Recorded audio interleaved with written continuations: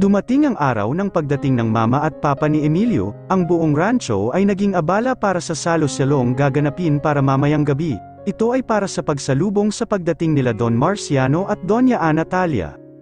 Ang mag-asawa ay parehong sa Manila naninirahan dahil sa pamamahala ng mga ito sa kumpanya doon, ang Tesoro Company. At ngayong hapon nga ang dating ng mga ito sa Rancho Tesoro, kaya nagpahanda ng salo-salo si Emilio para sa pagsalubong sa mga magulang, at balak na rin ng binata na ngayong gabi i-anunsyo, hindi lang sa mga magulang nito kung hindi maging sa mga taga-rancho ang balak nitong pagpapakasal sa kanya. Hindi magkanda-ugaga si Veronica sa pagpili ng damit na isusuot sa okasyong iyon, she wants to look presentable to the old Tesoro. Dahil kaunti lang ang damit na kanyang dala ay pinili niya na lang ang isang simpleng vestida, plain iyon at may mixing mangas, kulay white iyon at umabot lamang hanggang sa taas ng kanyang tuhod. Hinayaan niyang nakalugay ang mahaba niyang buhok, hindi na siya nag-abala pa na maglagay ng makeup maliban sa manipis na lipstick. She looked at the clock on the wall, mag-aalas 7 na, alam niyang nakauwi na ang mga magulang ni Emilio kanina. Bigla siyang napatayo ng maisip na kailangan niya pang tumulong sa paghahanda ng mesa sa bakuran ng rancho. Tuloy-tuloy na nagtungo siya sa kusina para tingnan ang maaaring maitulong pa sa mga kasamahan, walang tao sa kusina pagpasok niya. Malamang ay nasa labas sila Felisa at Rosario para ayusin ang mesang inilabas kanina. Akmang bubuksan niya ang isang kaserola para silipin kung ano ang laman yun, nang mapalingon siya sa bungad ng kusina. Isang tumatakbo na batang lalaki ang pumasok sa kusina, mga 3 taong gulang. Nahinto ito nang makita siya at mataman siyang tinitigan.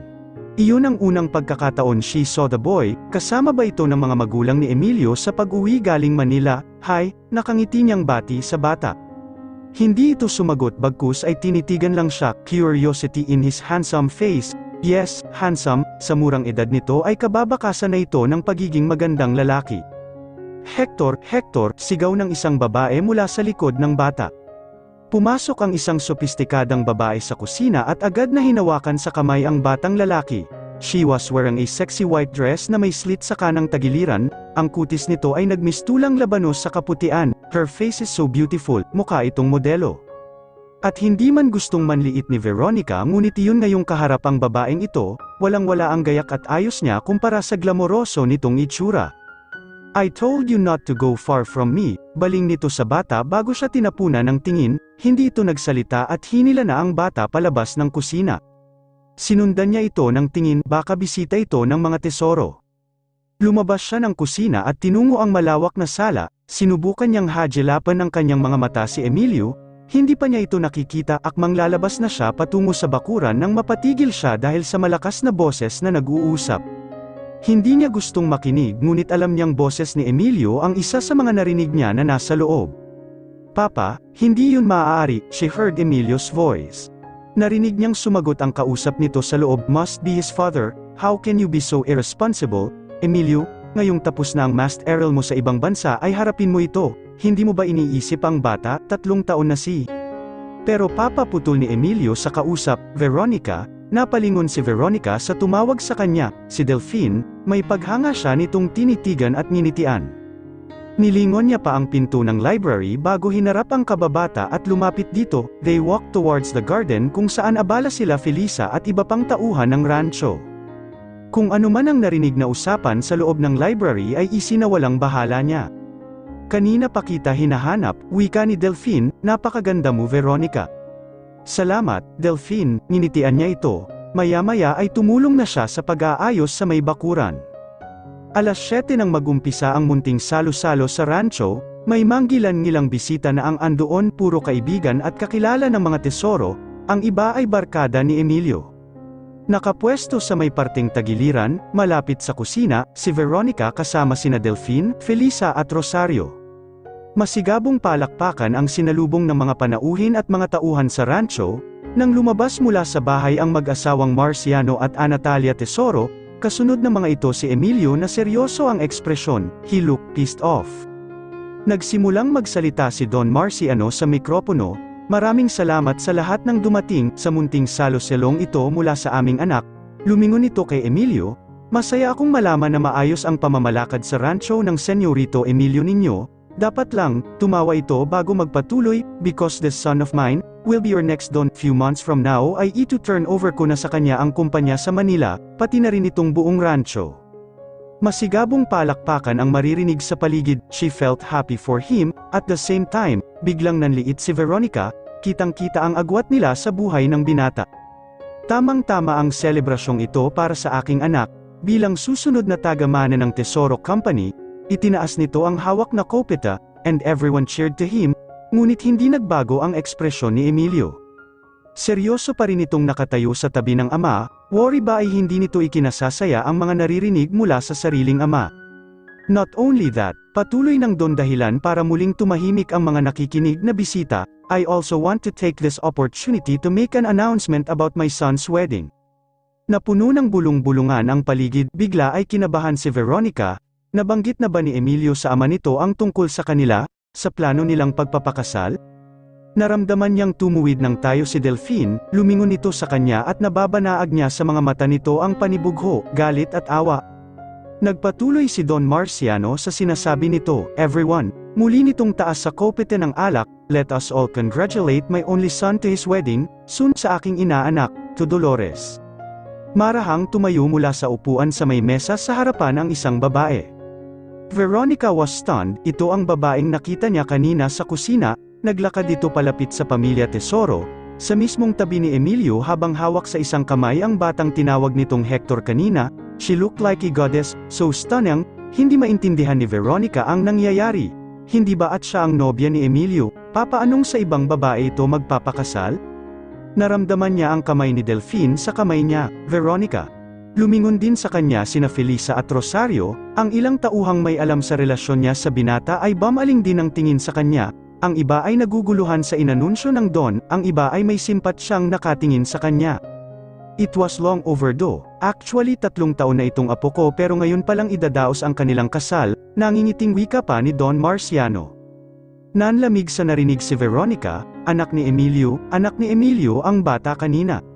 Mabilis na mga hakbang na tinungo ni Veronica ang likod bahay, tears sprang up from her eyes, hindi niya lubos na maisip na mangyayari ito. Mula sa kanyang likuran ay naramdaman niya ang paghabol ni Delphine sa kanya, marahang hinawakan siya nito sa kanyang braso at iniharap siya, umiiyak na napasubsob si Veronica sa dibdib ng binata. Kasalukuyan silang nasa likod ng bahay, malapit sa kubo na tinutuluyan ng mga trabahador, kabilang na si Delphine, she just wanted to run na siya na nahabol ni Delphine. Hindi niya mapigil ang ilabas ang hinanakit sa binata, she felt Delphine hugged her tight. Tahan na, Veronica. How could she kung nagkapira-piraso na ang puso niya? Galing Manila si Miss Dolores kasama ng mga magulang ng senyorito, anak nila ang bata, Veronica. Hinarap niya ang kababata, ngunit hindi siya nito binibitawan. Kanina ko lang din nalaman, ang sabi ng ilang tauhan ay nobya ng senyorito si Miss Dolores, malamang na nabuntis siya ng huling uwi ni senyorito mula sa ibang bansa, Veronica, at ngayon lang nakauwi ang senyorito. Muling napasandal si Veronica sa dibdib ni Delphine, she was fooled, naniwala siya sa matatamis na salita ni Emilio, naniwala siya na mahal siya nito, pero isa lang pala siyang flavor of the month, isang laro ng mayaman. Gumanti ng yakap si Delphine, nararamdaman niya ang pagkonsola nito sa kanya, paanong nangyari na nahulog siya sa mga salita ng kanilang amo. Ilang minutong umiyak siya sa mga bisig ni Delphine. Hinayaan lang siya ng kababata na ilabas ang sama ng loob at hindi nagsalita pa. Ngunit batid niya ang galit na inilalabas ng katawan ni Delphine, she could almost hear him gritting his teeth. Nanatili sila sa ganoong ayos hanggang hamupa ang pag-iyak ni Veronica. Delphine cupped her face. Hindi siya ang lalaking para sa'yo, kalimutan mo na ang senyorito. May luha pa rin ang mga mata na umiling si Veronica. Alam niyang mahihirapan siyang gawin yun, hayaan mo akong tulungan ka, dugtong pa ng binata, saka bumaba ang mukha nito sa mukha niya, he gave her a light kiss on her lips. Napasinghap si Veronica sa ginawa ni Delphine, ngunit dahil sa sakit na nadarama dahil sa kanyang nalaman ay hindi niya magawang magprotesta. Mahal na mahal kita, Veronica, alam mo yan, hindi makaapuhap ng isasagot si Veronica, batid niyang mahal siya ni Delphine in a romantic way, pero ang nararamdaman niya para sa kababata ay malayo sa kung ano man ang nararamdaman niya para kay Emilio.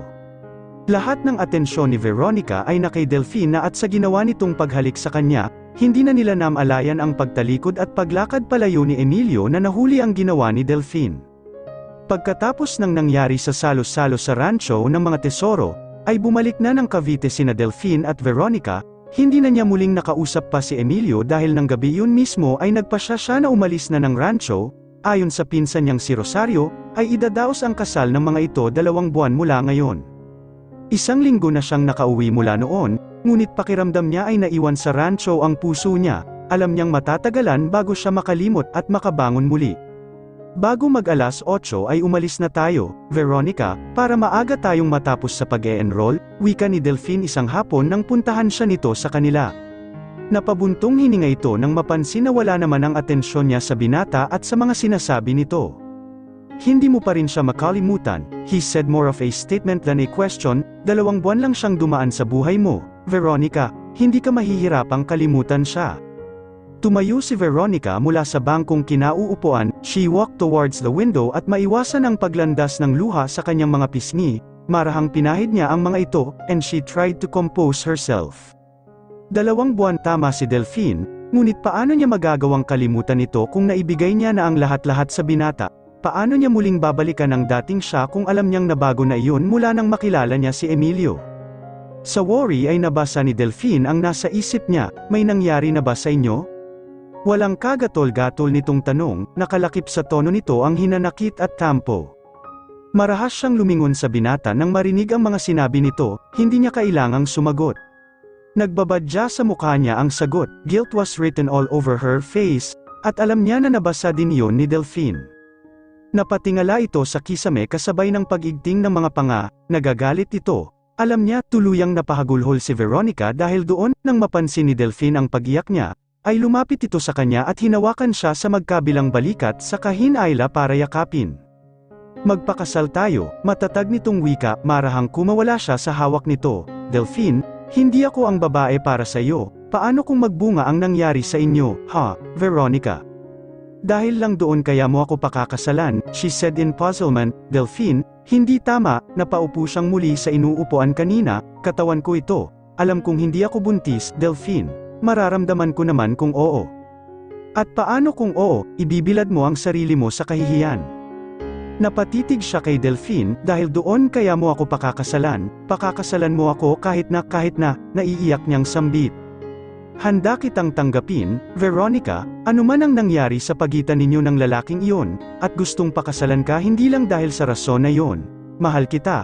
Alam mo yan, puno ng emosyon nitong wika, kalimutan mo na siya, Veronica. Hindi ganoon kadaling kalimutan ang pag-ibig, Delphine. Lalo na kung ang pag-ibig na iyon ang nagpasaya sa iyo kahit sa loob lang ng ilang buwan, ng ilang araw. Mahina niyang sambit, alam niyang masasaktan si Delphine sa mga sinabi niya. Ngunit iyon ang totoong nararamdaman niya. Pwes, hayaan mo akong mahalin ka, Veronica, gagawin ko ang mga buwang iyon na taon, ng maraming taon, Veronica, he emotionally that Veronica felt the tightening in her heart. Tinanggap ko ang pag-ibig ni Delphine kahit pagtingin kaibigan lang ang nararamdaman ko para sa kanya, patuloy ni Hector sa pagbabasa.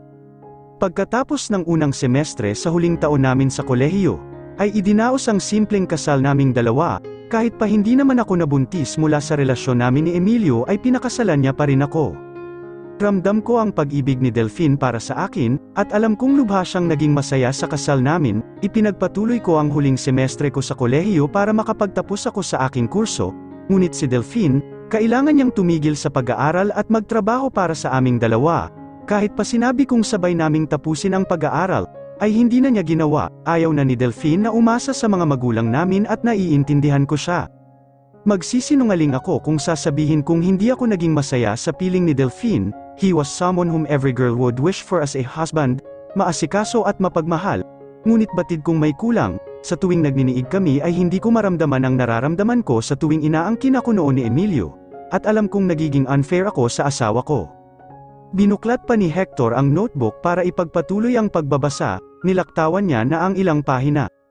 Mag-aapat na taon na kami na nagsasama ni Delphine, batid kong nais na niyang magkaanak na kami, ngunit kahit anong subok ay hindi kami mabiyayaan. Alam kong nasa sa akin ang mali, ngunit kailanman ay hindi ako nakarinig ng sambat mula kay Delphine, at mas lalo akong nakukonsensya dahil doon. Samantalang siya ay 2 na ang naging anak sa kanyang asawa.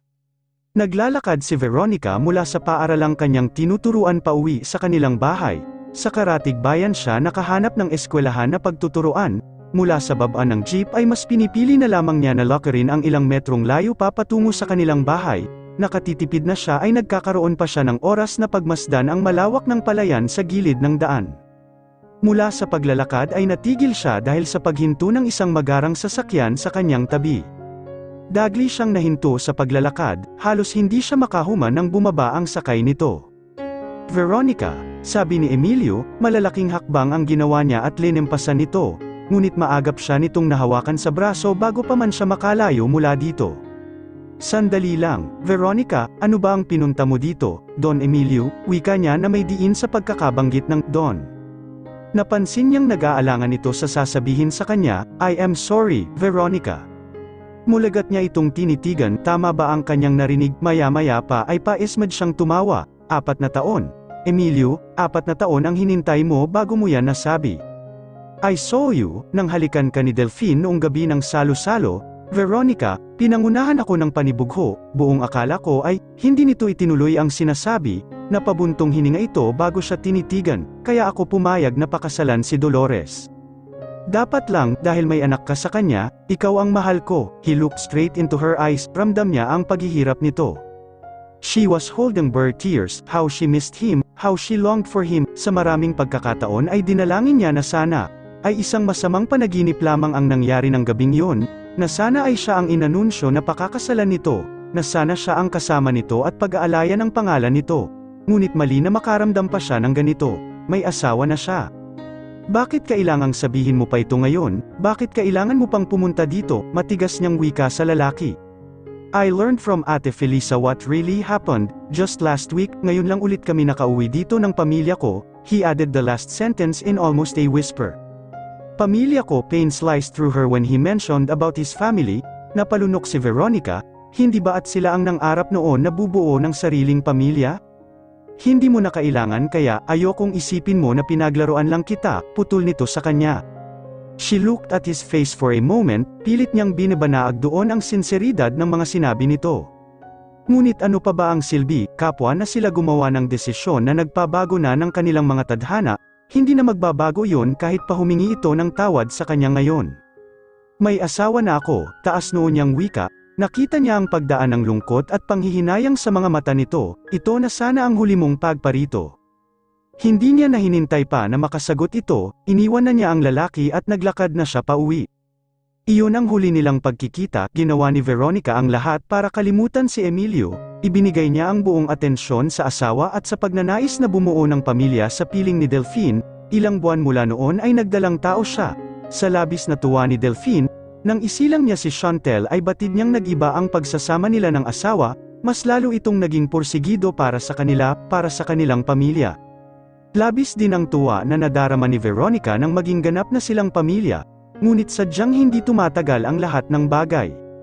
Kung kailan unti-unti niya nang natututunan tugunin ang pag-ibig ni Delphine ay saka naman ito nawala. 3 taon na ang kanilang anak nang maaksidente ito sa daan, galing ito sa kaarawan ng katrabaho at nakainom ng magmaneho sa daan, she lost him. Ni hindi niya nasabi sa asawa ang nararamdaman, alam niyang iniisip pa rin ito na si Emilio pa rin ang laman ng puso niya. Mula ng araw na nawala ito ay laging andyan si Emilio para sa kanya, he kept extending his help for her and for her daughter, na labis niyang tinatanggihan, ngunit mapilit si Emilio, hanggang kalaunan ay hinayaan niya na lamang, anito ay gusto nito na makabawi sa pananakit sa damdamin niya, though hindi niya kailangan ng tulong nito. Marahang isinara ni Hector ang diary. Pabagsak na inihiga niya ang sarili sa kama. Dahil sa maling akala ay nasaktan niya si Chantel. Akala nila mali lahat, o siya lang ba at isinumpa niya ang sarili sa ginawa niya sa kanya. Ngunit hindi niya na mababawi pa ang mga salitang ibinato niya dito, all the insults. Mariing ipinikit niya ang mga mata, how can he make it up to her, katulad ng ginawa ng kanyang ama kay Veronica. Though, alam niyang mas higit ang kasalanang nagawa niya kay Chantel ngayon, he thought the worst of her. Nakalakip sa diary na ito ang nakaraan ng ina ni Chantel at ng kanyang ama. Batid niya ang pag-ibig ni Veronica para sa kanyang ama, at kahit hindi niya na nakausap ang ama, alam niyang inibig din ito ang ina ni Chantel. Paano na ang mama niya? Kung sakali bang hindi siya nabuo ay may kakasal ba ito sa kanyang ina? He doubts it. Sa hinuha niya ay pinakasalan lang din ng ama ang kanyang ina dahil sa kanya, at he wanted to curse the situation he Isa, na para bang isang pagkakamali lang ang pagkakabuo sa kanya. Galit na napabangon si Hector mula sa pagkakahiga sa kama ni Chantel. He would never